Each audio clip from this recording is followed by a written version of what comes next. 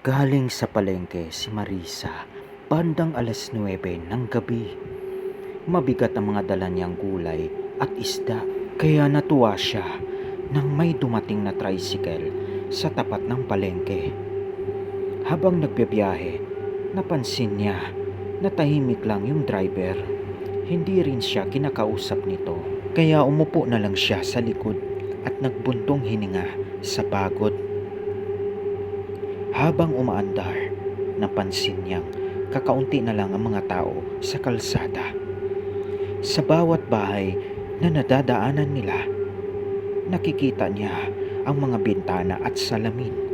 Doon ay nagsimula siyang makaramdam ng kakaiba. Sa bawat refleksyon kasi ng salamin, may nakikita siyang matandang babae na nakaupo sa tabi niya. Nakabarong Tagalog ito.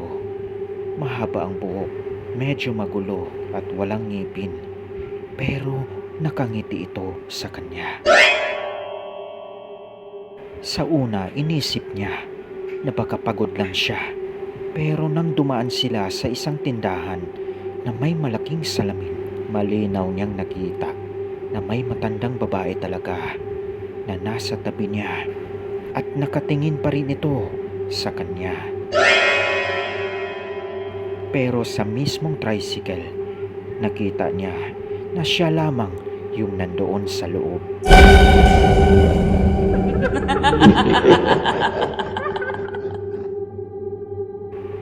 Kinabahan si Marisa at nagpasya ng bumaba sa tapat ng kanilang barangay hall. Pero paglingon niya sa driver para magbayad sana, natigilan siya at labis na nagulat. Dahil ilang segundo lang naman yung namagitan, pero bigla na lang naglaho na parang bula yung tricycle.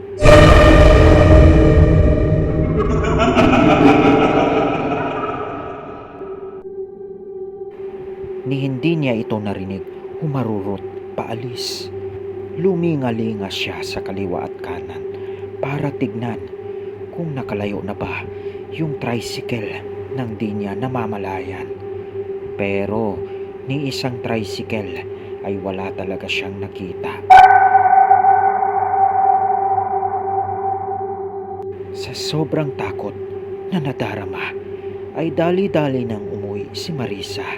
Bit-bit ang kakatuwang nakakatakot na karanasan na kahit kailanman ay hindi na niya makakalimutan.